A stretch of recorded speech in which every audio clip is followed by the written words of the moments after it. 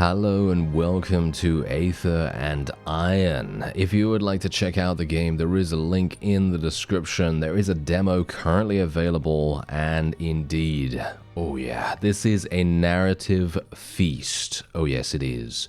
This is published and indeed developed by the wondrous Seismic Squirrel. I have to admit, I love that name.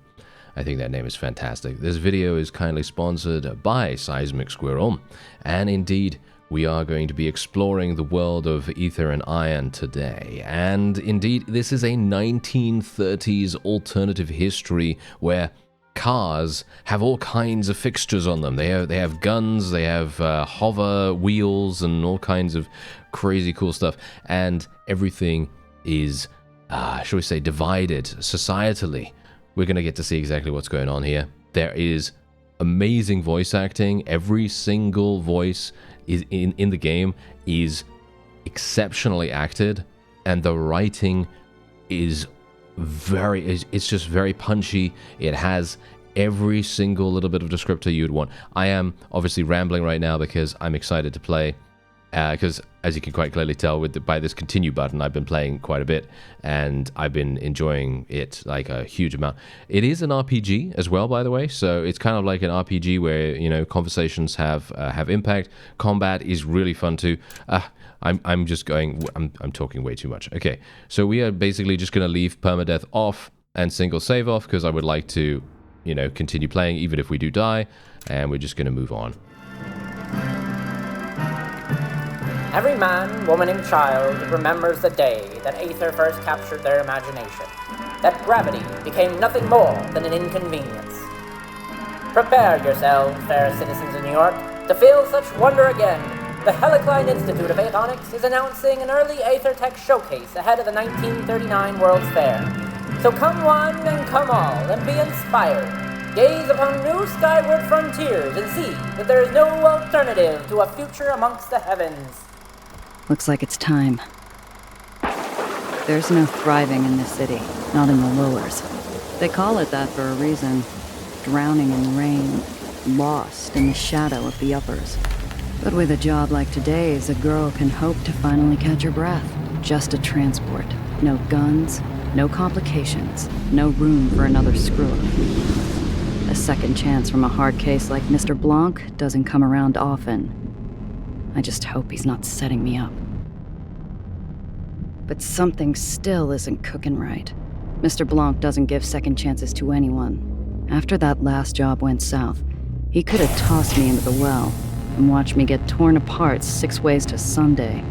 Now leaving the station. Someday, I can leave the smuggling business behind. I won't have to worry about backroom deals, meddling tyrants, or pulling pennies from the smoke of a gun. Maybe I could even find a place in the uppers to thrive. Too bad I'm only welcome up here on business. For now. Someday, I'll have a whole place to myself up here. Something entirely mine. No thing and nobody holding me down. Just me and the open sky. Finally free. I slip into one of the ritziest hideaways in the uppers, long after the rich and sauced have sauntered off to bed. The glass cage cleans up nice after hours, but no amount of soap will wash away the stink of high-class gin and imported cologne. My shoe gives the glass floor a wary tap as I scan the room. I ignore the booze hound glued to the table and turn to the stern-faced bartender.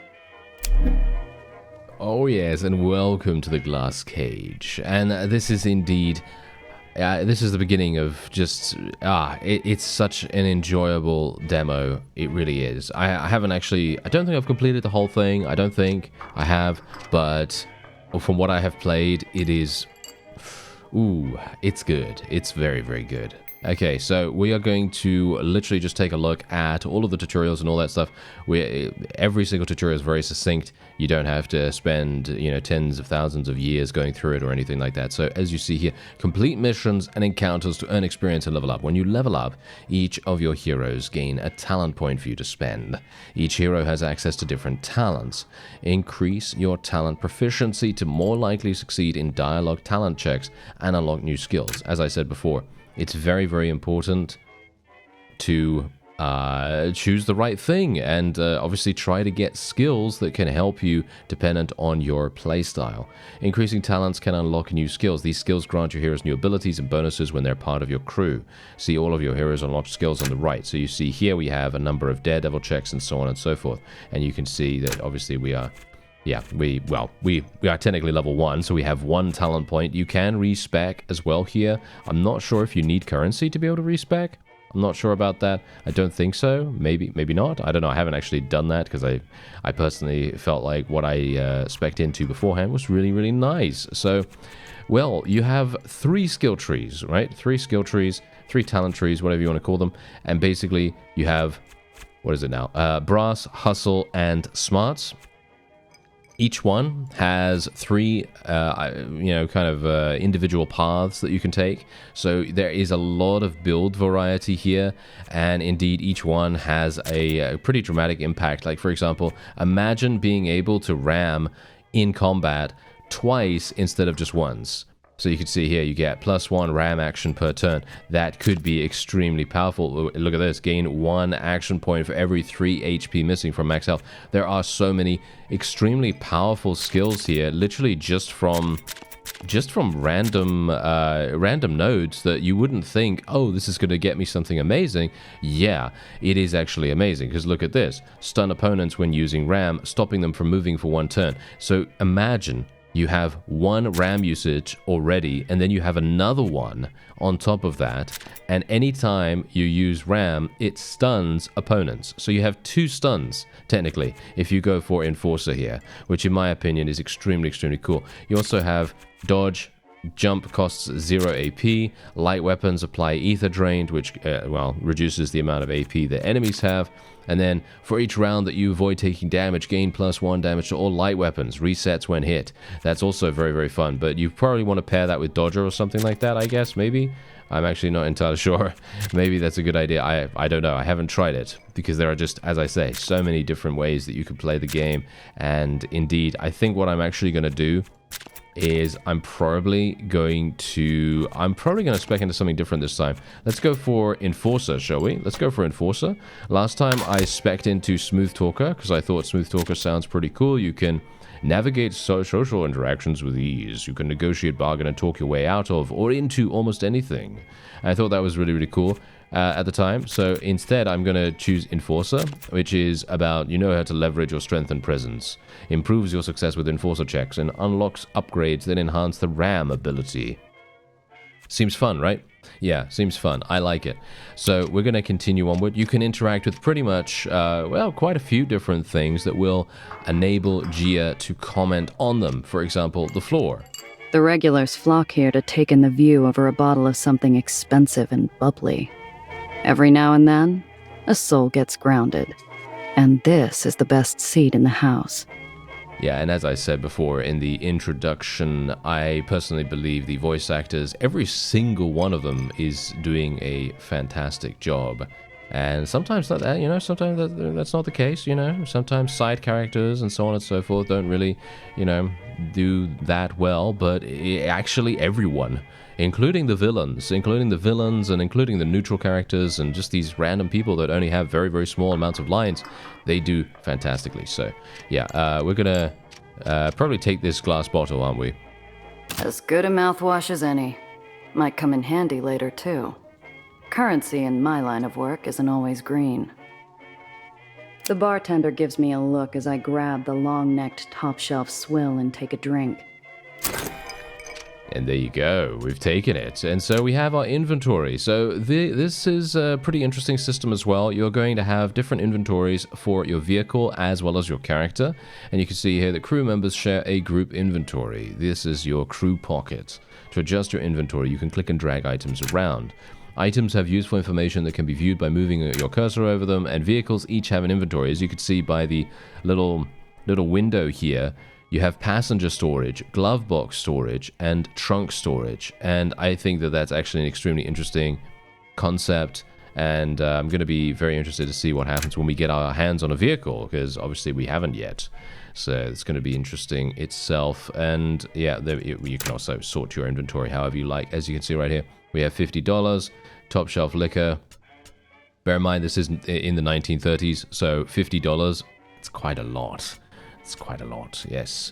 Okay, so yeah, you obviously otherwise have missions here. You can have a look at, exactly what your mission is. You can untrack it, track it.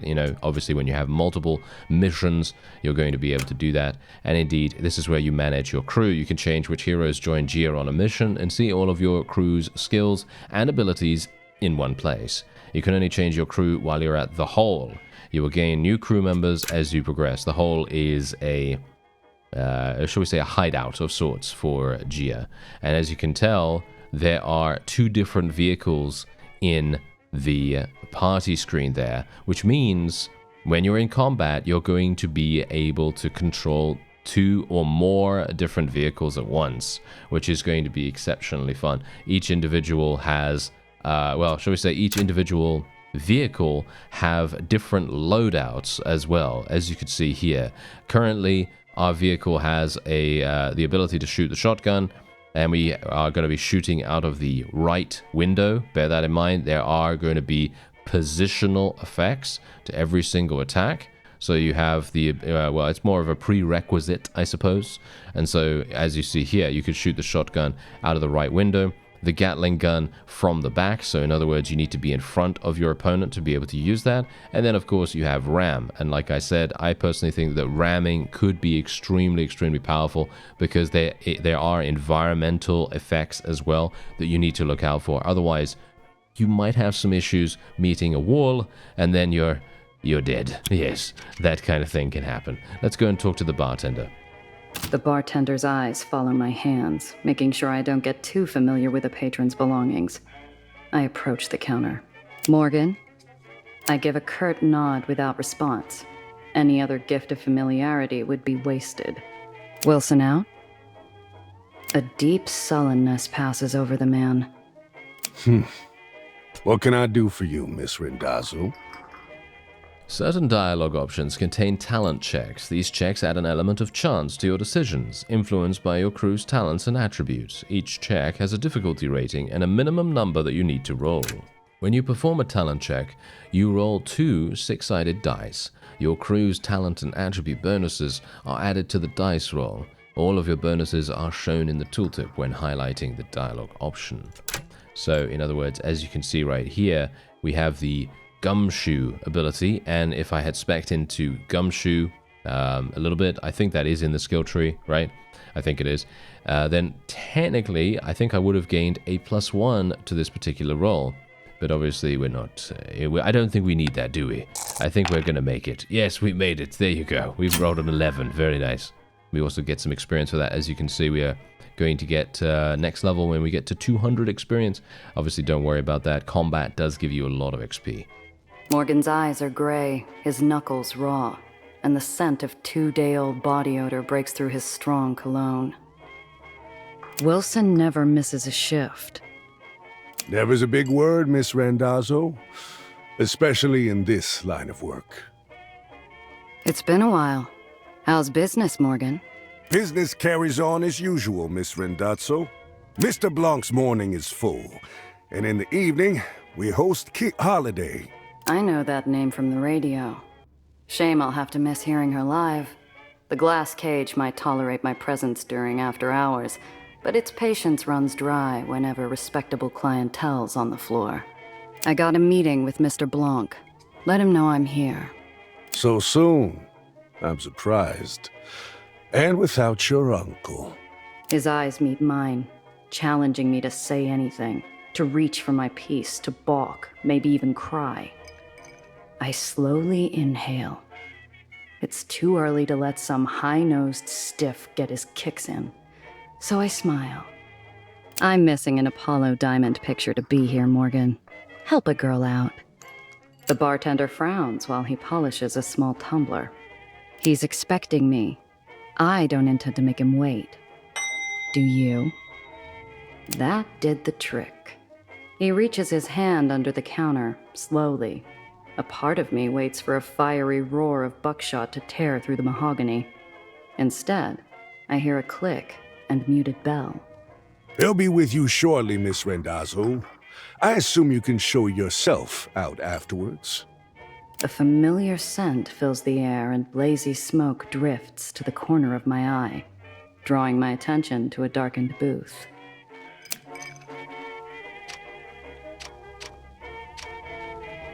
The table's already set. A narrow beam of light splits the booth. On my side, a glass of my favorite whiskey. On the other, an ember held in the hands of a man more shadow than flesh. Drink. Excuse me, Mr. Blanc, but I'm here for business, not pleasure. The ember leans closer. I sweat under its pointed gaze. Very well. A shame, Randazzo.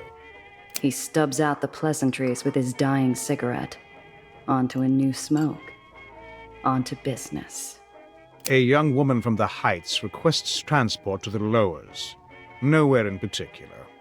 The Heights? What's some girl from upstairs want in the slums? I don't care. She requested discretion. She seemed like the type to cause trouble? If she's getting into my car, I need to know what to expect. She is young, naive, harmless. No threat to you. You're the one who knows things, and that's all you know? You have what you need. Idle speculation is wasteful. Mr. Blanc's got a face a statue would envy. He knows more, but he's keeping it to himself. Sounds too easy. For you, Randazzo, too easy is all you get. For now. And if she brings in heat from the Heights? Where's Wilson? Morgan looks worse for wear out there. The yellow flame flashes on caught breath. Mr. Wilson is no longer under my employ. Shame.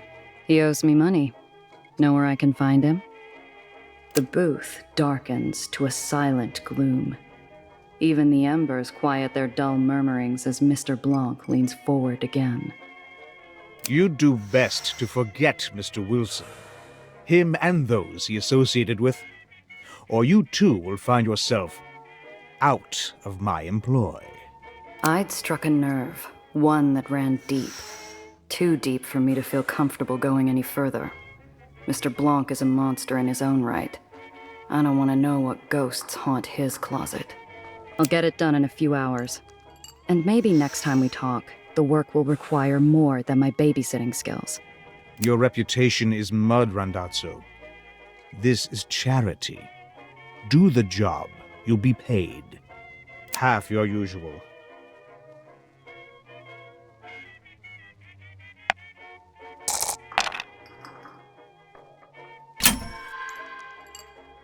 Half my usual? You called me up here to insult me? You are not the same smuggler you were a year ago. I pay for who you are now. It's a conversation I'd had several times already with too many clients. Conversations I'd lost. Turns out one bad day wipes out a lifetime of reliability. I had to try again. I'm every bit the same person I was. That's why you want me on this job. Why you need me.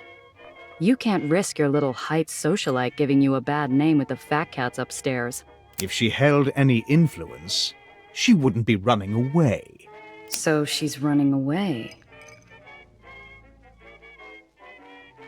And he didn't dispute the first part.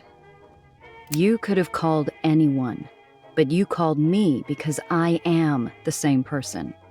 No one else will protect her like I will. That you know.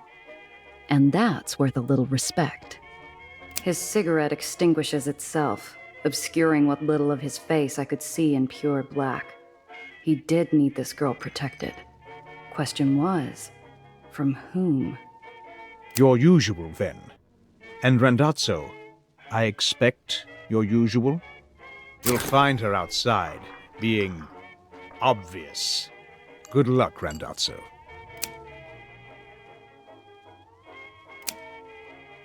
The mission log displays your available missions, including details on their current objectives. From here, you can also review a history of previously completed ones. Access at any time from the top of the screen. The conversations, locations, and other points of interest required to progress a tracked mission are highlighted across the game world. Tracked or not, all available missions can be progressed. Use Track Mission to more easily follow the mission you're currently pursuing, like I talked about earlier. Very, very nice. And indeed, again, the voice actor is doing a great job right here. Mr. Blanc, very, very nice. And Gia, of course, is great.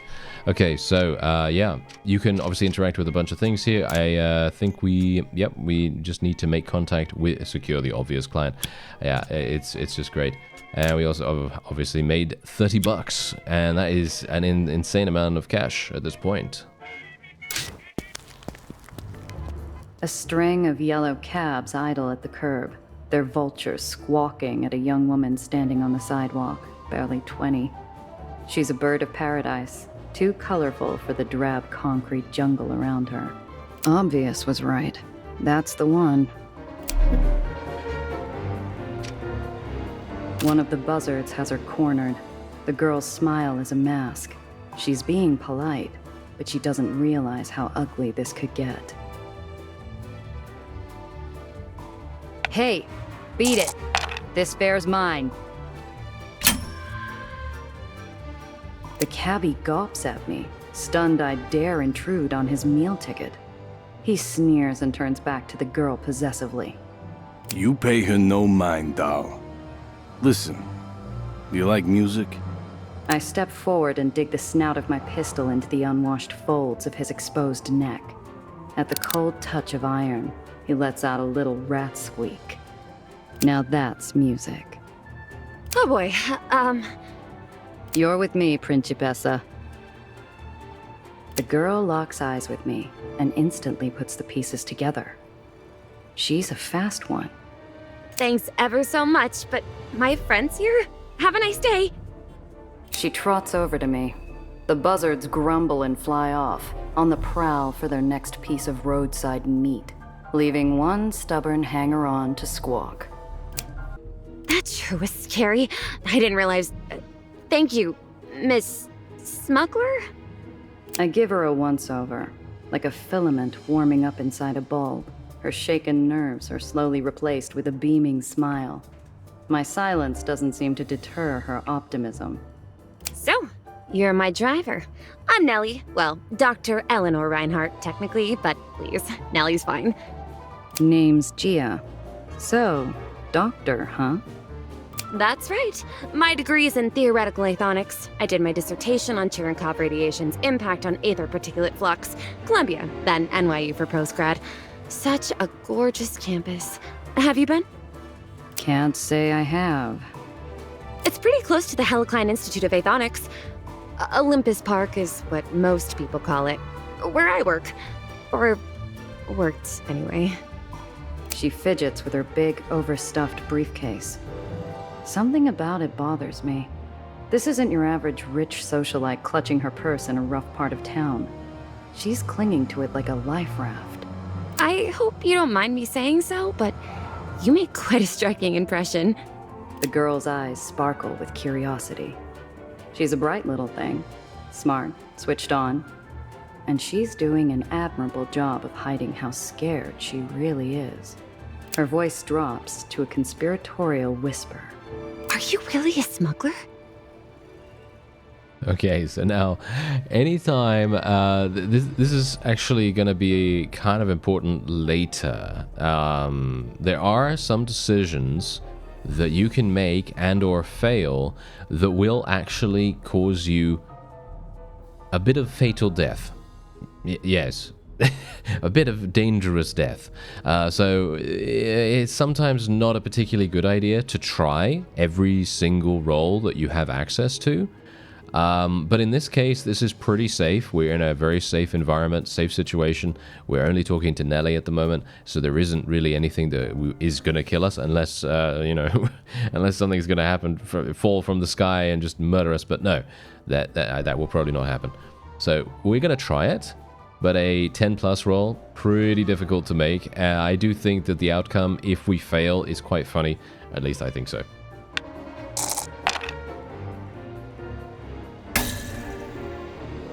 No, I'm a chauffeur. The girl's grin is like a sunrise. She claps her hands together excitedly. Right! A chauffeur. I didn't know we'd be using a cover story. Ooh, how thrilling. What should I be? Maybe the heiress to a vast fortune? Textiles, perhaps? Or steel? Or maybe rubber? Can I be called Lady Vanderhooten? Or... Look, we'll discuss this later. Oh, yes, of course. My car's this way. Come on. I get an itchy feeling, like we're being watched. This whole thing has me off kilter, like walking into a room without turning on the lights. Yeah, see, this is what I was talking about. The writing is just so on point, and I feel like it has to be. That's the funny thing. A game like this that is heavily narrative, you need good writing, otherwise it's just not going to work. But they are absolutely hitting it out of the park. They are really, really doing a fantastic job with the writing here, and indeed, I thought that was funny. That was an absolutely fantastic reaction to us failing the skill check. So yeah, we will now go to the ferry station, and this is our first look at the map. I twist the ignition, and we set off. I catch the girl scanning the interior, her eyes taking everything in. So, where am I dropping you off? The lowers is pretty big. Oh, anywhere, really? I'm sure I'll find my way where I need to. There's only sincerity in that voice. Mr. Blanc wasn't kidding. This really is a babysitting job. Ooh, what's that button do? Yeah, don't press that. Ah, so it must be some type of modification. I bet it's a supercharger. They always have those in the comics. Oh, I know. It's an ejector seat. Wait, it's not for the passenger side, is it? She's not even really talking to me. Her motor mouth is just spinning out of control. I've got to learn what the hell's going on with this easy transport.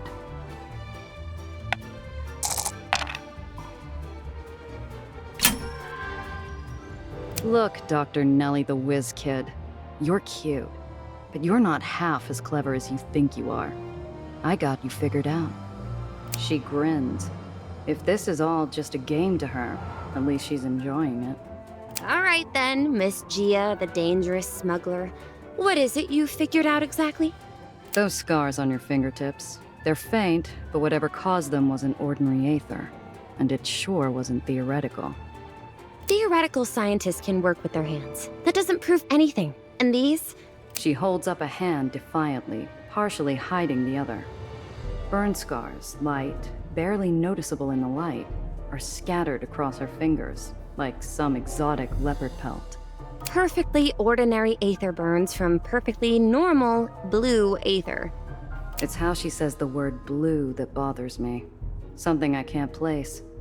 This girl has secrets, and if she's been working on some fancy Aether tech in the Heights, those secrets are the kind that can kill. While we're talking, my eyes keep getting pulled to the rear view like it's a magnet. I can't shake the feeling we're not alone. I juke down a couple service paths and hop across an access junction. Sure enough, when we pop back onto street level, the same dark shape is lurking behind us. Hang on to something, kid. This might get bumpy. I pop open the hidden compartment under the dash and point to it. The girl catches on almost instantly, and there's only a moment of hesitation before she shoves her briefcase inside.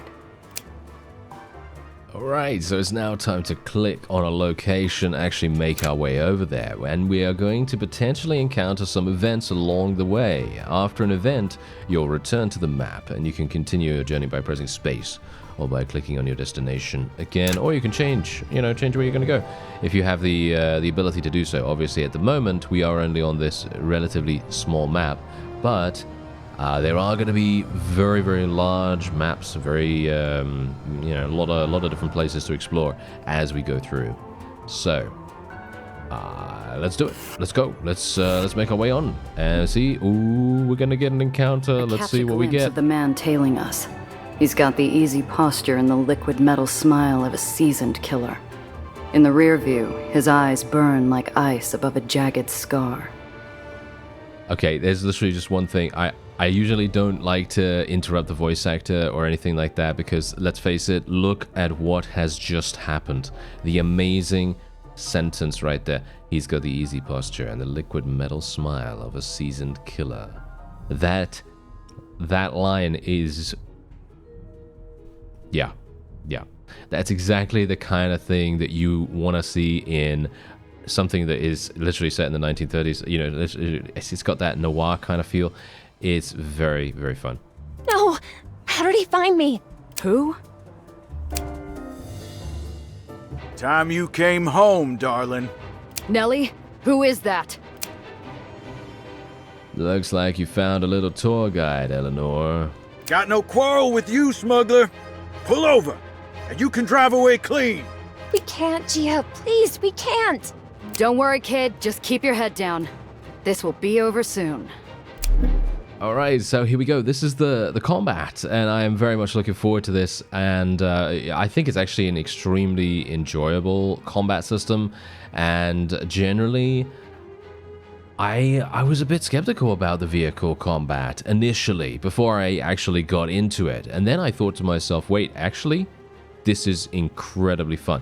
Now, there's a reason why we have AP as well, and AP is used and spent in different ways. Obviously, attacking is going to use AP, but movement is quite interesting when it comes to moving forward and moving backward. If you move backward in this little area, in the little combat area that you have, if you move backward, you're not going to use AP at all, or very little AP at least. And if you move forward, you will be spending a lot more AP. So it's very, very interesting, very strategic kind of combat. Anyway, enemy vehicles can be damaged by selecting a weapon and then an enemy vehicle to shoot. Hover over locations to preview your path. You can combine attacks and movement by selecting an ability and then choosing a location to use it. Combat is dynamic. Look out for obstacles and lane changes that could damage or even destroy your vehicle, or use them to your advantage against enemies. That's exactly what I was talking about earlier when I talked about environmental effects. Very, very cool indeed. So as you can see, we can move and we can do all kinds of things. These are civilians, by the way, so we probably don't want to do damage to them at all. I am actually going to be moving... I think we're probably going to be moving here, and then we're going to use the Gatling gun. Let's move there. We'll use the Gatling gun straight away. There we go. So it's going to do 5 damage. That's decent enough. I can now ram this guy twice if I want to, or I can... Oh, no, I actually don't have the ability to ram twice yet because I'm not actually level 2. Okay, so we're going to have to just use the shotgun first of all. Here we go. And then we have 2 AP left. You get your full AP back at the beginning of the turn, as far as I'm aware. So what I'm going to do is I'm actually going to travel. Ooh, it seems like I can only go back here. All right, this is a little unfortunate. I know for a fact if he has the same loadout, I know for a fact this guy has the ability to attack from both sides. So technically, if you want the best strategy, or one of the best strategies that you can take in this level, you want to try to go up against one of the side walls so he can't get to your other side. In other words, he can't do double damage to you. So let's just see whether we can actually prevent ourselves from taking some damage here. Highly unlikely, but we'll see. We got some civilians. Highly doubt they're actually going to be doing anything that useful. So not really going to have anything to worry about there. It doesn't have to go like this, he says. And now he's going to come back down and he's going to do some damage. As you see, he also has like a double-barreled shotgun or something like that. Indeed, he is using a ram. And then he's, as I said, traveling to the other side and doing some damage like that. Alright, so our Gatling gun is now on cooldown, unfortunately, so I won't be able to utilize that. And unfortunately for us, I also now don't have the ability to use our shotgun, because as you can see, it only attacks from the right side. So we can ram this guy, and I'm going to do that, and then we're just going to make our way up here, and I'm literally just going to go all the way up. Literally, all the way up. That's all I'm going to do. Just massively all the way up, and he is going to have to use a lot of his AP to catch up to us. I have no idea how much AP he actually has. I'm assuming he has basically... Oh no, he has 13. As you can see, he's not going to be able to do that for us here. Oh, he actually did make it. Oh no, he didn't. Yes, he didn't make it. That's perfect. That's actually perfect. And now what we're going to be able to do is some crazy cool stuff. Because look at this. This is the road change. This lane ends. Vehicles in this lane will be destroyed. I could potentially do damage to him very, very easily. I could ram him into that lane and he would be dead. Let's see whether we can actually make that happen, shall we? So I'm going to shoot him with the shotgun. Just in case. You never know whether I'm going to fail. I might. And we're going to ram him into that. Boom. There we go. And now I'm literally going to move here to prevent him from doing any easy lane change, if it is going to be his turn, but I think he's going to die after this. Let's hope that he doesn't ram us. Here he comes. Here he comes. Another notch on the dash. He literally just hit the wall. That was fantastic. I love it. I love it. And what's amazing, right? What's amazing is we could have done that if we had just prevented ourselves from taking, more damage. If we delayed, shall we say, and not done as much damage to him, then he would have been killed instantly, probably, from that. Or he would have taken severe damage. So, yeah, very nice. That was too easy. We need to get off this island, now. There is a victory for us in our first combat encounter, and we do get some scrap metal right here. We're gaining a little bit of experience, as you can see right there, and we can now continue. Stop. All vehicles leaving Astoria Bay require an exit permit. I got my papers. Verified this morning by... All exit permits from before noon today are considered void. You'll have to require a new permit inside the terminal. Look, maybe there is some other arrangement we can reach. I flash a clip of greenbacks underneath my outstretched expired permit. The guard looks unimpressed. Damn upper snobs, too good for money. Ma'am, that might fly where you're from, but not up here. You'll have to get a permit like everyone else. Now move. He waves me on, and I drive towards an open... And I did not skip that voice line, by the way. That is a little hitch in the demo at the moment, so nothing to worry about there. It's literally just... I didn't skip that. I don't like skipping dialogue, so there you go. Anyway, let's continue. People mill about, laughing in the sun, but something's off. The world feels grainy and sluggish, like I'm wading through sand. I need to keep the girl close. Alright, so that is kind of giving us an idea as to what we need to do now. Basically, making sure that Nelly doesn't leave our side, and yeah, we could potentially... Shall we go over there? We're killing time in a sea of hard limbs, well-used pocket watches, and dull chatter, waiting for a permit. Bureaucracy moves slow in the uppers without the right type of love to grease the wheels.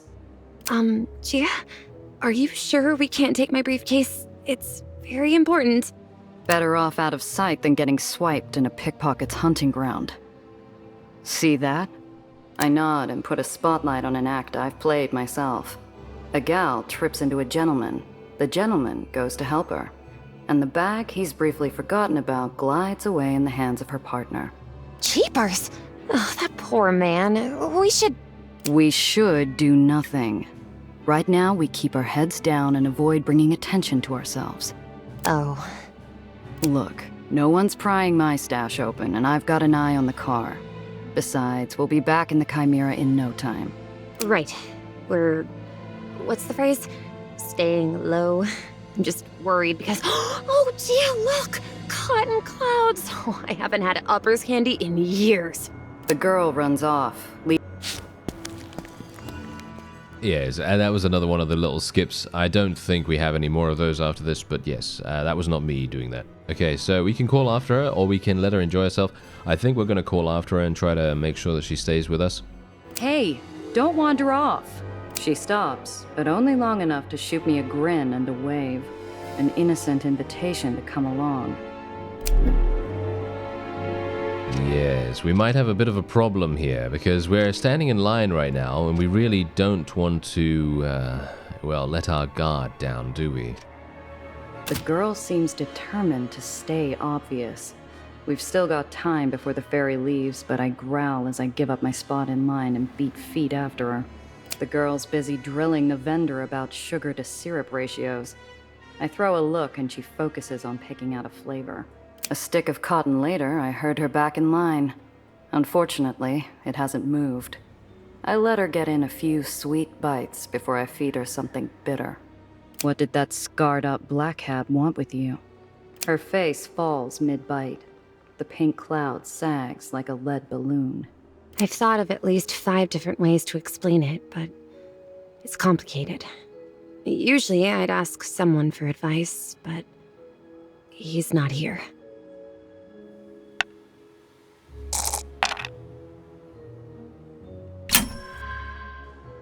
You knew who that was. You'd seen him before.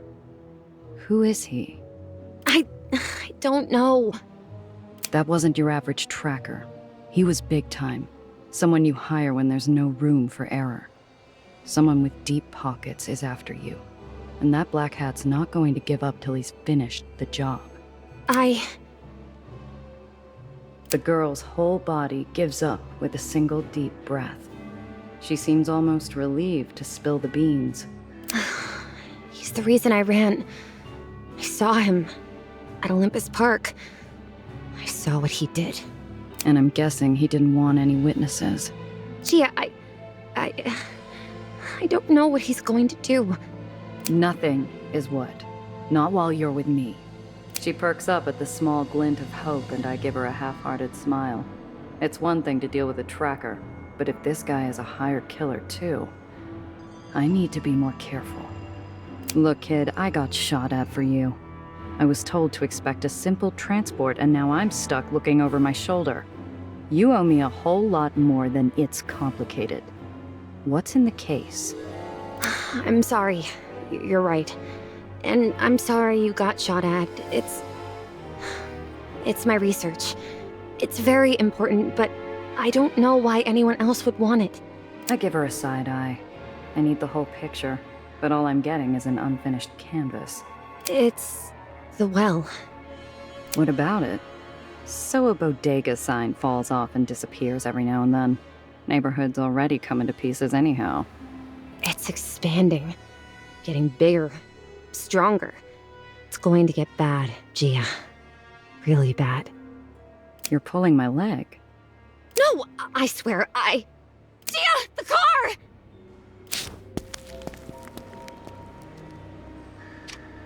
Minutes. I'd only taken my eyes off the car for a few damn minutes. Time stops long enough for me to catch the tail end. The glare of green lights, the lift of red-white metal, and the blur of a black hat. They took my car. Gia!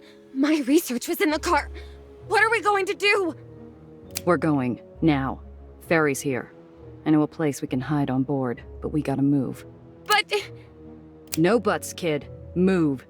If they've got the car, we've got to assume they're on our tail. We stick to the plan, get to the lowers, and hole up somewhere safe. After that, we're gonna figure out how you're getting my car back.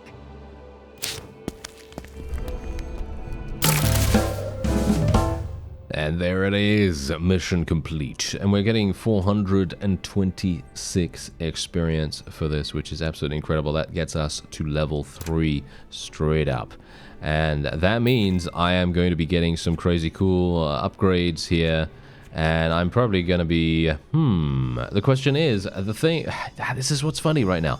Technically, what we can do is, I don't have to spec into this. I don't have to spec into this and unlock dual RAM if I don't want to. We could potentially go for a +1 to Daredevil checks, or Grease Monkey checks, or any of these other ones, right? And I could even go for something completely different and get us another skill that isn't the double ramming thing. I could do that, or we could go for another +2 Enforcer. So there's a number of different things that are very, very... That's the thing. It's very difficult to choose. Okay, I will just continue with the dual RAM here. I think I might as well, right? Might as well. But I think it could possibly be a better idea to spec into a number of other conversation options. At least right now. I don't... As I say, I don't currently have a respec, as you can see. So I can't just respec at will, by the looks of things. So trying out different builds might be a little bit difficult, and especially considering if you're going to go into more combat encounters, you probably want to be as efficient, or shall we say as strong as you can be when you go into a battle. So speccing into a bunch of conversation bonuses may not be the best idea, but who knows? You can play however you want, of course. The Hole is a barrenless refuge, rotting and hidden in a forgotten corner of the city. It offers sanctuary to every soul who finds freedom at the end of a gun or the bottom of a bottle. It is the safety of the shadows. Oh, is this your hideout, Gia? It's like a pirate's cove or a raider's den. More like a sinkhole. Watch your step, kid. You'll sooner run into a back alley mugger than a swashbuckler out here. So, what's next? We need to formulate a strategy. My place. I need a drink. And you need to finish explaining what the hell got my car stolen.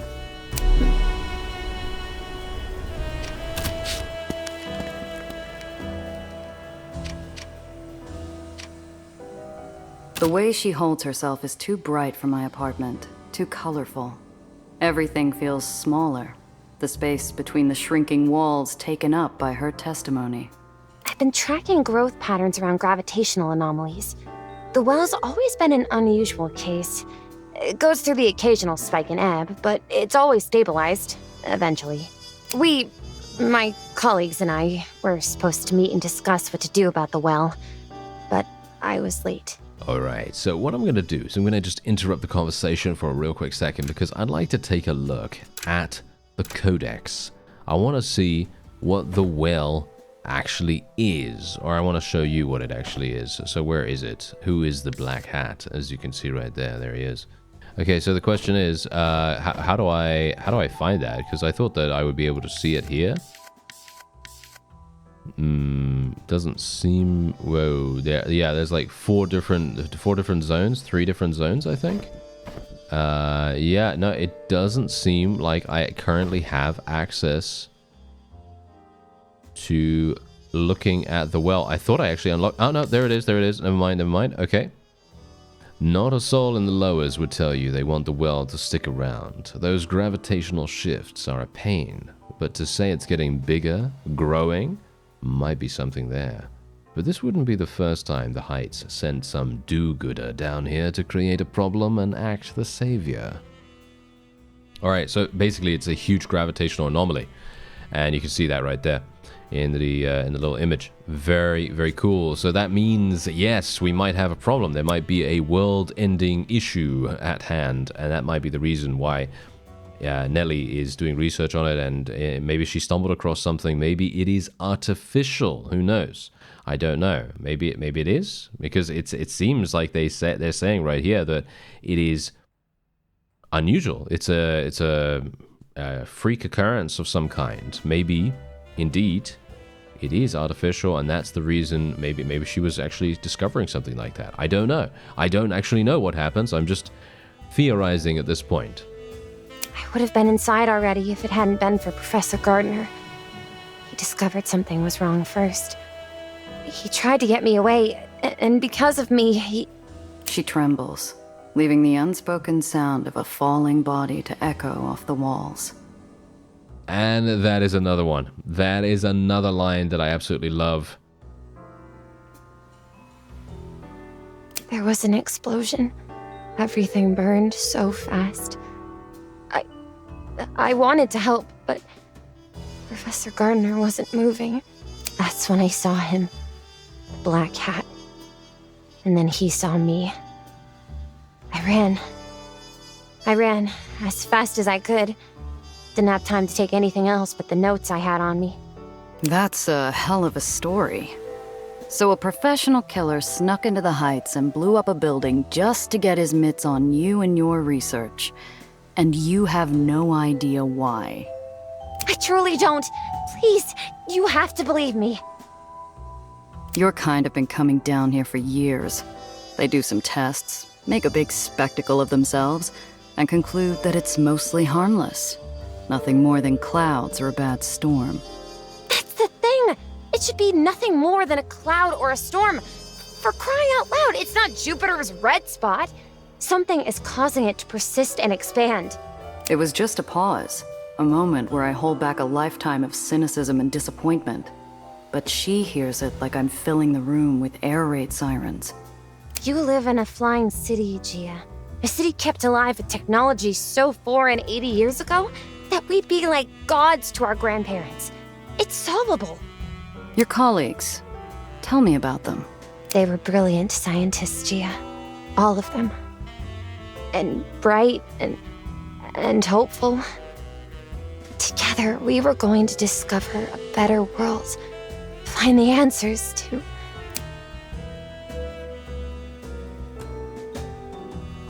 And they were kind. Alistair, Professor Gardner, especially. He always looked out for me. Even when I first showed up. A 16-year-old with a half-packed suitcase and too many questions. He always tried to help. Right to the end. This is such a great description as well of Nellie's emotional state. She holds back the grief by roaming the room with her eyes, latching on to every detail, and yet ignoring every bit of it. And that is exactly, that is such a pinpoint accurate way of describing exactly how one might feel when upset by, you know, something like this, something of this magnitude. Anyway, let's continue. You're in the lowers, as requested and paid for. What were you planning once you got here? First, I thought I'd have to find a place to live, of course. I have some money, The girl goes paler than the moon in a crystal bath. A moment of clarity and a possible lifetime of hopelessness. It was in my case. All of it. I have nothing. She looks up at me, eyes suddenly welling into baby blue pools that flood the dwindling room. I don't have anyone I can ask for a loan. Everyone's... They're dead. All of them. He killed them. And now he's followed me here. He won't stop, will he? He's going to find me again. And I won't be able to fix the well, and... You've got me protecting you, Nellie. He isn't gonna lay a hand on you. I'll talk to someone who could help, but I need you to focus. Those goons stole my car and your briefcase. And right now, you might be the only real lead I have. What can I do? I told you everything I know. Not everything. He called you by your name. We're looking at someone who's done his research, or someone who's got something personal on you. Got any enemies up there? No! You sure? You didn't piss off some other brainiac with a better showing at the science fair? No. You running from family? Some bigwig who made a pass at you? Jilted husband? I'm not. I've never been... married? I don't have the time. Or the interest. But even if I did, I haven't had any gentleman callers. Or really met any gentlemen. Aside from Professor Gardner, of course, but he doesn't count. Not in that way. This Professor Gardner's come up a few times. Who is he? Oh, Professor Gardner, Alistair Gardner, was one of the first people recruited to the Helicene Institute. He's one of their spokesmen, too. He even oversaw my application. The other adjudicators were reluctant. Everyone else was so much more senior, and older, too. But Alistair fought for me. He called my skills and my desire for a better world a brilliant ambition. He helped look after me during my stay at Olympus Park. It helps that he supervised the lab that I worked in. Something doesn't add up. Most of us will never see the heights, let alone Olympus Park. How'd someone like him get inside? I don't know. Must have broken in. Or stolen access? Disguised himself, maybe? But But you can't just stroll through. I had to go through an extensive vetting process to even be allowed to visit. So he's found you twice. Once in the Heights, and then again after hiding with Mr. Blanc. He'll probably track you down here, too. You think? She starts to retreat back into her shell. Damn it. I was just getting somewhere. If I'm going to get anything useful out of this, I gotta give her something to latch onto. Hey, look at me. This chump isn't getting away with this. I'm going to take care of him. Going to get my car and your briefcase back. Really? It's a matter of personal and professional pride. I don't like when people mess with what's mine. Just stay here and don't touch anything. I'll be back soon. Wait! I'm going with you. Can you keep your head down? Before you say no... Oh, of course, yes! And I'll be extra careful while you do your smuggling. Way I see it, this pursuer of yours has a knack for finding you. If I keep you close, he'll find us. So, I'm bait? That's so exciting! It's just like in the comics, though you'd be the bad guy and I might have a different dress, something more flowy perhaps, and... Thank you, Gia. I won't let you down, I promise. Okay, but first I need to see a gal about a car. Until I'm back, stay put. Cress is already gonna be in a bad enough mood when she hears about the car.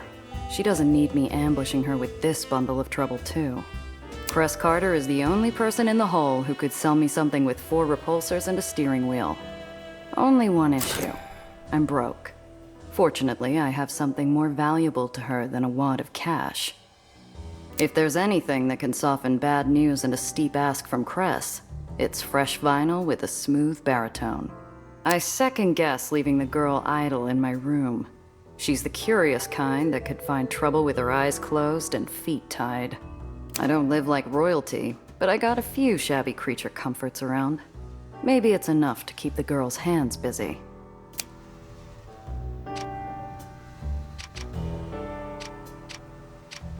Try one of these. Cloud Captain never fails to cheer me up. Oh, thanks, Gia. She starts to flip through the pages as I leave, her eyes landing longer on the page with Cloud Captain's devilish smile.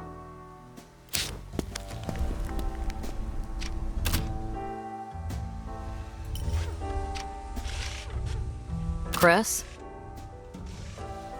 The Hole doesn't ask much of its residents.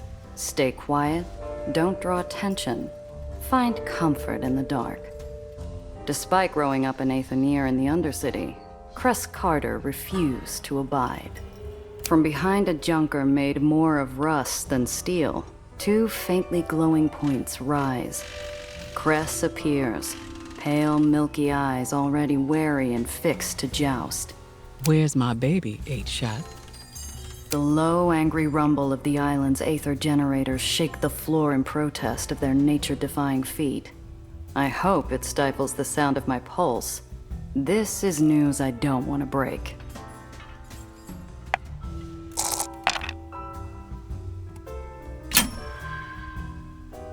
Yeah, about that.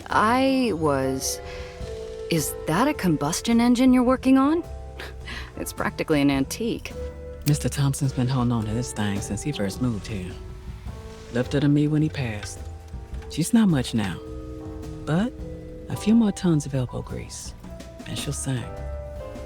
She stretches her prosthetic arm and tilts her head, analyzing the jagged edges of this car-shaped hunk of rust like puzzle pieces she can rearrange and solve.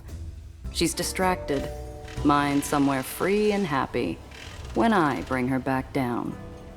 Cress, I got some bad news. The car's gone. I let my guard down. You lost it? You here then to beg for your life? I need help getting it back.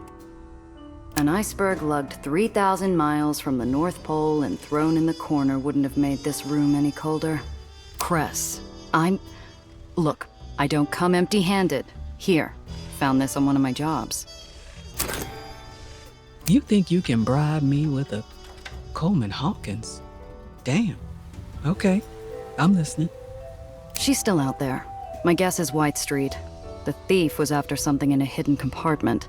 and they won't get it open without help. White Street will take apart anything if they get to keep the parts. I'm listening for an apology, Gia. That wasn't just your car. It was hours, days of my blood, sweat, and tears to make it work. You think I don't feel bad enough as is? I'm sorry, Cress. It's this job I'm on. This client, some hotshot's after her. Same punk who took the car. Apology accepted, if you get our baby back. Now, this job. I thought you were taking things easy still. Honestly, surprised you found work at all. It's only been a year since your uncle died. How you holding up? Work's dried up. Even the easy jobs that no one wants. What I can get is barely enough to get by. Have you considered calling in that favor Needles owes you? He's working in White Street now. Pretty sure he could get you a job if you need it. Here, he's been busy lately. Needles? I'm not talking to that prick, not in 100 years. Not sure who would shoot first if we saw each other again. No, Cress, not him. Wait, are you keeping tabs on him? You're not the only smuggler that's good at what they do. He's also one of the few who still runs in White Street. Aether over there don't have many options, especially with that tyrant and his constant wars. War in White Street wasn't new, and it wasn't worth the small talk, or the bad memories that come with it. Not right now, Cress. I just want to stay focused, find my car. I bet by now she's in the hands of some White Street chop shop. I need your help, Cress. 2 favors, then. A car, and I assume a lead in White Street. Her eyes go distant. She never told me who she lost when White Street's Baron executed his last purge, but she disappeared for a week afterwards. When she finally returned, someone else walked around in Cress's leather shoes. She pulls out a pencil, scribbling a symbol on an old stale coffee filter plucked from the ground.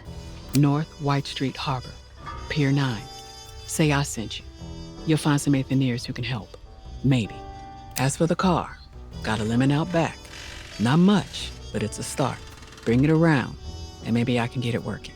Take these repair kits too, in case you get in a scrap.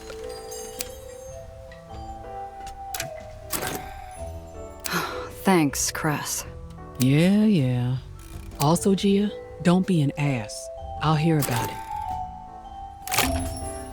Alright, this is where we get into even more customization and, great things, basically. Great things. So, you have a stash here, you have the ability to change your vehicle's color, which I am actually going to do, because while I actually really like this color. I think this is a really, really nice color, to be honest.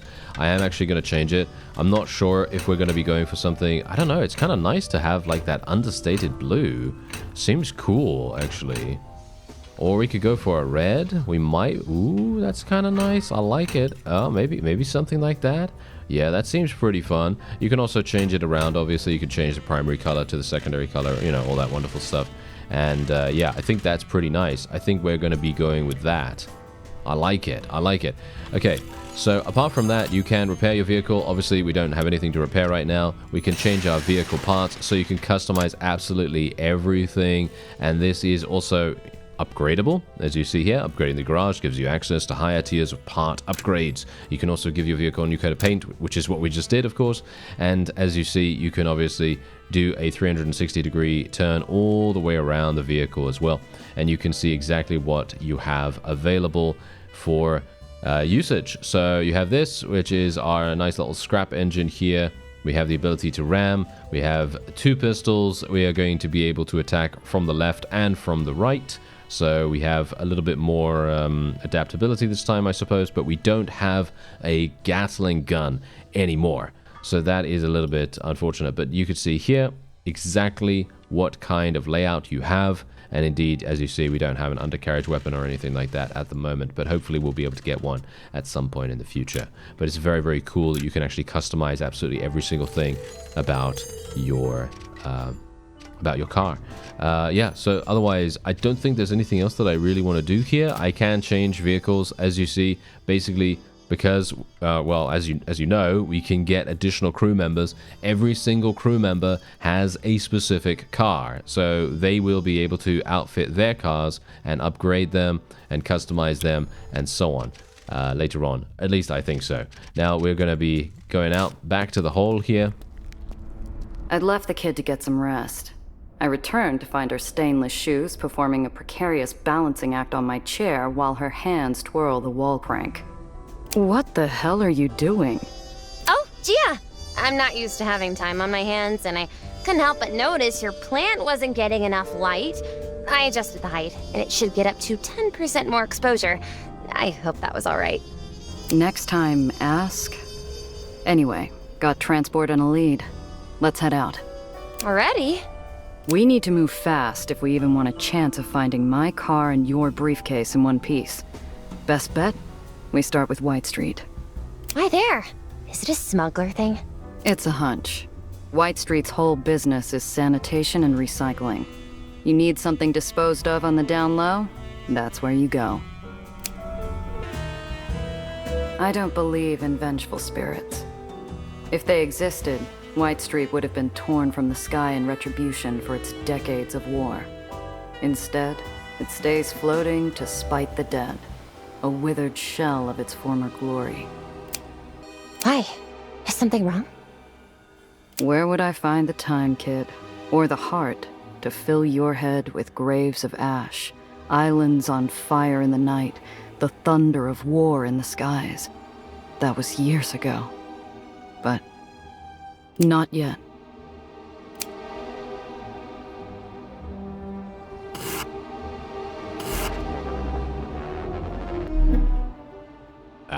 We have a surprise encounter. The roads are closed until the demonstration is over. Exit your vehicle and line up for the parade.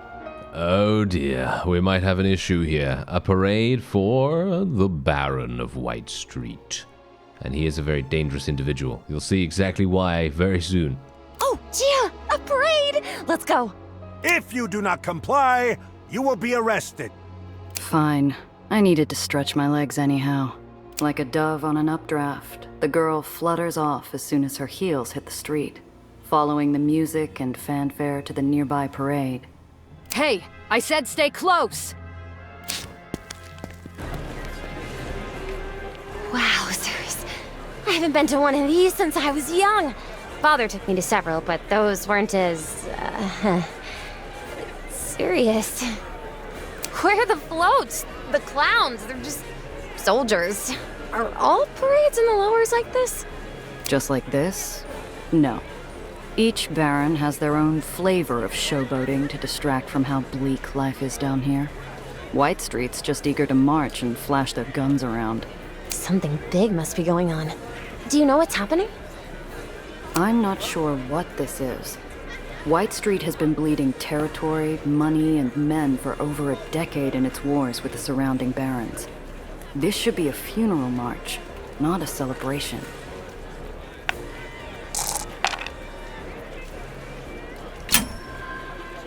Through a hail of ticker tape, I swerve past a waving arm to get a better look at the line of soldiers. Spotless uniforms, polished guns, a show of strength that White Street hasn't been able to afford in years. When did they fill their war chest? The cries of support echo emptily. The banners flow without enthusiasm.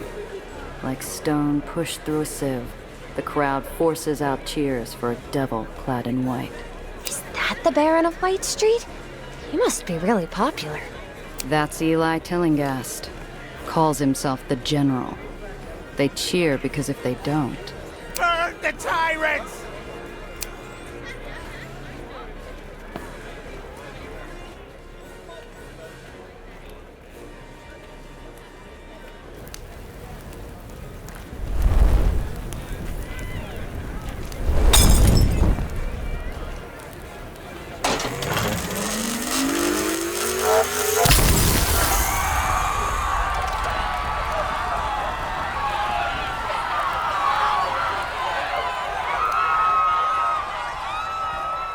One hot blast of light was all it took to disappear a crowd, stunning onlookers like a twisted magic trick.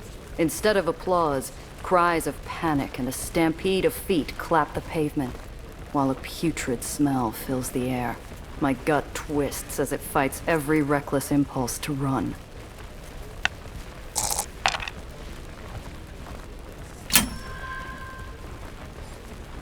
A few onlookers run from the scene. My feet are 2 steps after them before my senses yank me by the shoulders. Eli Tillinghast doesn't tolerate desertion from anyone. The crowd seconds from dissolving into a frenzied swarm. If I don't grab the kid and move, we're going to get trampled flat. However, we're saved by an unlikely savior. Hold! The Baron of White Street stands, gloved hand extended. Despite fear and panic, the crowd obeys, frozen in place by a gentle, assuring gesture. Let the procession continue. The music starts back up, and the world moves on Eli's command. Coerced cheers rush to fill terrified silence, while marching boots blot out the scorched earth. The days where White Street bled tirelessly to save a debaucherous world have come to an end. We will bleed no longer. Our enemies will tremble before a weapon they cannot resist, a weapon they cannot overcome. We will demand our rightful place in the sun and rid the shadow of chaos from the lowers. We are just. We are strong. We are unsullied. He pumps his fist and the crowd answers with a deafening cheer. With all eyes back on the General and his grisly procession, I look for Nellie. Oh, no! That weapon, Red Aether, wasn't to ever... Oh, Gia, those people. Those poor people. You recognize it? What the hell was that thing, Nellie? It was never supposed to get out. Never. How did it get out? How? She buries herself in her hands, breathing hard, wishing with every strained muscle that this nightmare would end. A part of me wants to join her. I can't stay here, Gia. We have to go. We can't. Not without attracting serious attention. You saw what happened. If we get caught sneaking out, we'll get shot. Gia, please. The kid's bloodless face moves me to glance down the procession line. The tail end's in sight, but the miserable sound from the girl has me second-guessing how long her nerves will hold.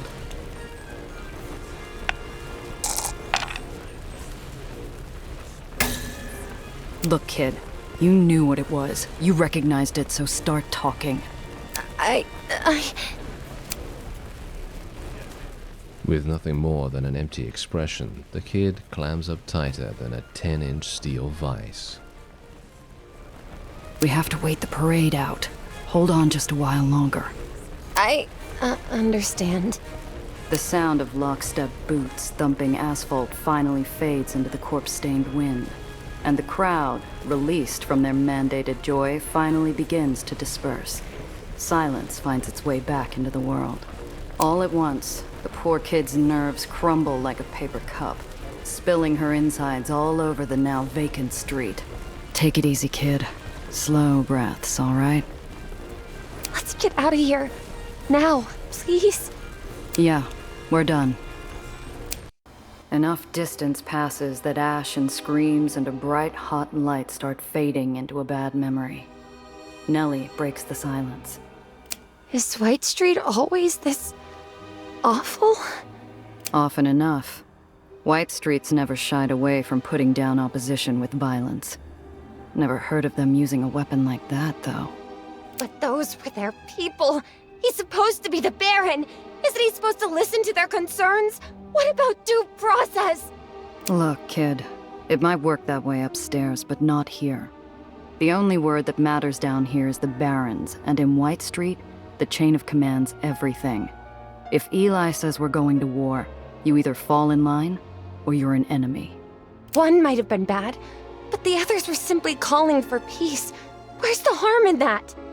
White Street tried the whole peace thing a few years ago. Someone blew them to bits during peace talks. That's not something they'll ever forget. It's around here somewhere, hidden. What was that symbol? Are we really going into the Undercity? Will the Aether Rats let us, or are the stories true?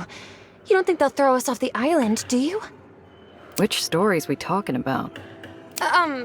Well, The ones in the papers? I've never met an Aether rat, so I honestly don't know how much of it is true or not. However, they're supposed to be benevolent, aren't they? They keep our islands in the sky, and in exchange, they get the Undercity, but everyone knows that. I've heard they generally keep to themselves. Except when outsiders sneak into their tunnels. Also, their eyes all turn into a unique shade of pale blue. They glow, too, from what I've read. Like Aether. There are journals that theorize why, but nothing concrete. Or always pleasant. Madonna, the kid's understanding is as accurate as a stained mirror. Better clear things up before we go in. Look, you can't rely on the stories you read in the papers. You want to avoid getting grounded? Don't call them Aether rats. They're Aetheniers, and they're good people. I'm guessing you've never met one? No. There were rules. We weren't really supposed to interact with them. Or see them. They don't want to be seen down here either. Too many people can't stand the idea that an island floats or sinks on the whim of an Aethenier. Figure a good rat is a scared rat. They've done it before, haven't they? I've read of islands crashing because of Aether repulsor failure that could only be possible by sabotage. And blow themselves up out of spite? No island falls without a baron behind it and a list of dead Aetheniers trying to stop it. The world down here isn't one you'll find in your books. Keep that in mind. Now, where's that door? And there we have it. Alright, so there's the stenciled shape right there. Pretty sure that is where we need to go. However, what I'm actually going to do right now is I'm going to end this episode off here. I've gotten a little bit carried away because I was actually extremely intrigued to see what was going to happen next, because I actually played further than I played beforehand, and I really wanted to see what was going to happen. But yeah, as you can see, there's the hand-drawn Aether rat symbol, which allows you to see that this is indeed the right place for us to go. Now, if you want to check out Aether and Iron, there is a link in the description. I would highly recommend adding it to your Steam wishlist if you liked what you've seen here and or played in the demo. And there is a demo available right now too. So I thank you very much for watching, and I'll see you next time.